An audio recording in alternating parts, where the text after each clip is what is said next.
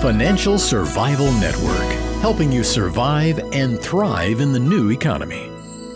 Go to CarrieLutz.com and sign up for 30 free micro trainings on financial survival.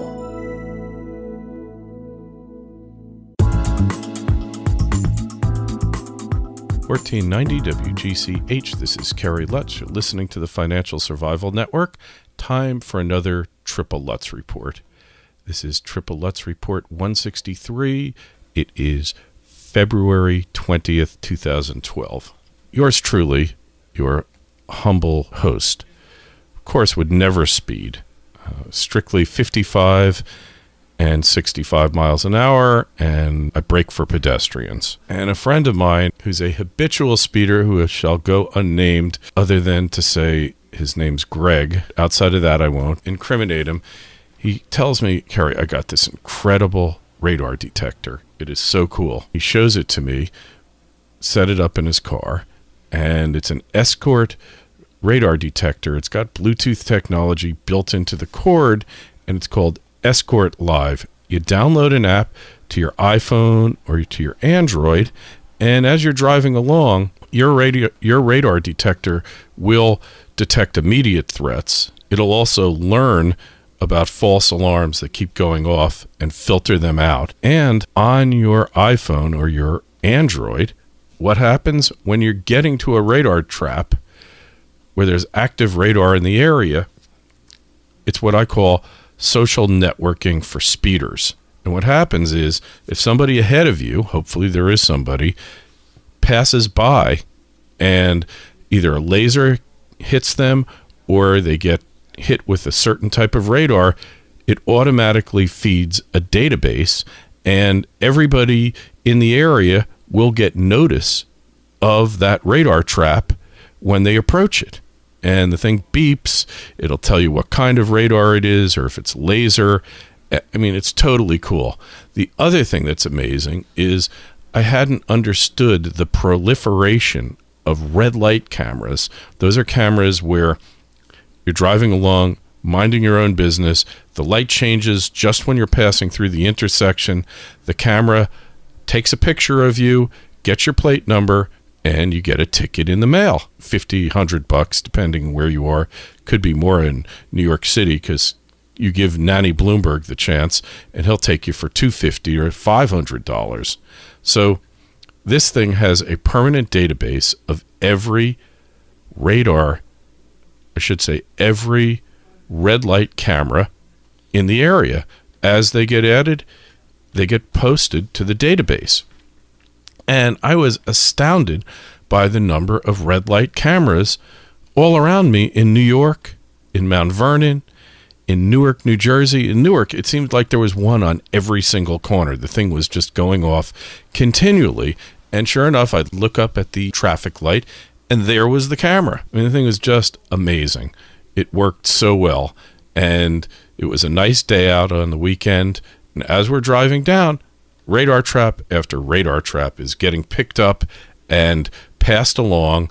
And by the time you even get near the radar trap, you had a couple miles notice of it, and you've already slowed down. No risk, no nothing. I mean, this is just a phenomenal idea. It's much better than some of the other apps I've seen, which will enable you to network, but you don't really know whether or not the traps are there, because you don't know how many people have downloaded this app. With the Escort, it appeared there were dozens and dozens, because you can look at the map on your iPhone and you could expand it or contract it. When I contracted it, I saw radar traps all over the county. It was incredible. It really gives you an overview of what's going on, of where all the smokies are, as they call them, and how to avoid getting a ticket. Now, I'm not encouraging you to speed. You know, it's not a good idea. It can be hazardous if you're speeding in the wrong conditions.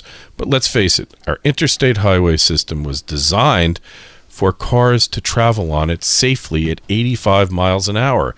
And these were cars that were built in the late 50s and early 60s that were technologically inferior to the most minimalistic, the most basic vehicle on the road today. They're inferior in terms of handling, in terms of braking, in terms of safety equipment, completely inferior. And yet it was safe for them to go 85 on the interstate highway system.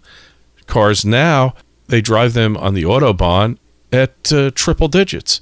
I've been on the Autobahn before, been driving along, minding my own business, going 115 miles an hour, and Porsches and Audis and Mercedes, you name it, every supercar on the planet will pass you by going 160, 170 miles an hour like you're standing still.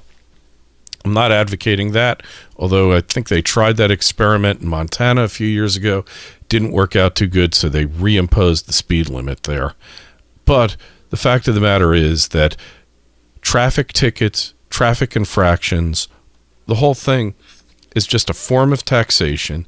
It was created and expanded to separate you from your money, to tax you for driving at speeds that the government didn't think you should be driving at. Basically, it's 65, but it's probably safe at 75. You're not ticketed because you're driving in an unsafe manner. You're ticketed because you've violated an arbitrary limit that was imposed by some pointy-headed bureaucrat who was trying to figure out how he could make his town, his county, his state more money, how he could pull more money out of you. And it's been highly effective. In Texas, look, Texas is huge. The speed limit should be 85 miles an hour for most of the state, except in densely populated areas. They pull in billions of dollars a year in speeding tickets. Billions. The same thing in New York. The same thing in California. In California, you can't speed that much because the traffic is so horrid. But in different parts of the state, lesser populated, you can go 100 miles an hour and not see a car for 10 miles. So the whole system of speed limits is not about safety. It's not about protecting you. It's not about keeping you safe from other drivers. Its main purpose, and its main purpose for quite some time now, is simply to collect revenue. So if Escort, radar detector company, has figured out a way so that you can keep more of your money, and hopefully you'll be driving safely regardless what speed you're driving at, then more power to Escort. The only thing I'm surprised about is some pointy-headed bureaucrat in the U.S. Department of Transportation didn't say, "Oh, that's illegal. They can't do that. Stop them now." But probably they like this because the companies that sell the equipment, the radar equipment, to the police departments get to come up with a new countermeasure to this. It goes on and on and on. It's all about money. Think about it. If a state trooper, a New York state trooper, can get on average 5 tickets a day, and he works 20 days a month, that's 100 tickets. If those tickets, the average cost is $250, he's bringing in $25,000 per month. Multiply that times 11, because I think they get a month off. The guy is bringing in $275,000 a year. If he costs $150,000 with all of his costs, the state's making $125,000 per year per state trooper. Multiply that times a few thousand, you're talking incredible amounts of money. And the numbers are much higher than I'm saying, because when they catch a DWI, when they catch reckless drivers, big-time speeders, the fines escalate. It's not unusual to hear of somebody paying a $1,000 fine. So the next time you're driving down the highway, remember that there is social networking for speeders put out by the Escort radar detector company. They're not a sponsor of this show, although I wish they were. They provide a useful service that will save you money and keep you out of harm's way. It's Kerry Lutz, but another Triple Lutz report, signing off.